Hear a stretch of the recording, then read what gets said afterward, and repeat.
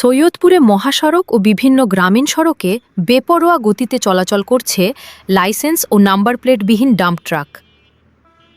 স্থানীয়দের অভিযোগ, এসব ট্রাক প্রায় দুর্ঘটনা ঘটিয়ে মানুষের প্রাণ কেড়ে নিচ্ছে। দুর্ঘটনার পর দ্রুত পালিয়ে যাওয়ায় যানবাহনগুলোকে শনাক্ত করারও সুযোগ থাকে না, কারণ অধিকাংশ ট্রাকের সামনে কিংবা পেছনে নেই কোনো বৈধ নাম্বার প্লেট। স্থানীয়দের দাবি, এসব ট্রাক নিয়মিত সৈয়দপুর বাস টার্মিনাল সংলগ্ন বাইপাসের খালেক পেট্রোল পাম্পের সামনে অবস্থান করে, কিন্তু প্রশাসনের চোখের সামনেই চলাচল করলেও তাদের বিরুদ্ধে কার্যকর ব্যবস্থা নেওয়া হচ্ছে না বলে অভিযোগ উঠেছে। উল্লেখ্য, গত ২৪ মে সৈয়দপুরের পাশের রানীরবন্দর এলাকায় একটি ডাম্প ট্রাক ৪ পথচারীকে চাপা দিয়ে পালিয়ে যাওয়ার সময় বিক্ষুব্ধ জনতা ট্রাকটিতে আগুন ধরিয়ে দেয়।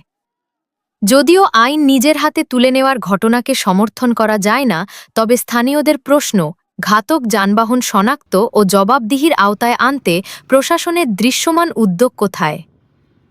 দুর্ঘটনার পর প্রায়ই প্রশাসনের পক্ষ থেকে বলা হয়, ঘাতক গাড়িকে শনাক্ত করে আটকের চেষ্টা চলছে।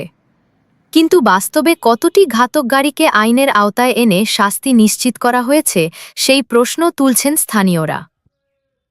সড়কে অনিয়ন্ত্রিত ও নাম্বারবিহীন ডাম্প ট্রাকের চলাচল বন্ধে দ্রুত কঠোর অভিযান এবং দায়ীদের জবাবদিহির আওতায় আনার দাবি জানিয়েছেন সচেতন নাগরিকরা।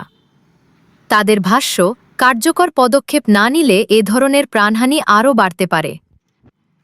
প্রিয় দর্শক, এবার আপনারাই বলুন, আমাদের এই নিউজটি সমাজকে বাঁচাতে কতটা দরকার? আমরা প্রায়ই একটা কথা বলি, আমরা অন্যায়ের বিরুদ্ধে থাকি বলে আমাদেরকে থামিয়ে দিতে চায় সমাজের অসাধু কীটেরা। আমরা জনগণের জন্য কাজ করি। সিদ্ধান্ত আপনার, আমাদেরকে সমর্থন করবেন নাকি সমাজের অসাধু কীটদের। কমেন্টে আপনাদের মতামত জানান।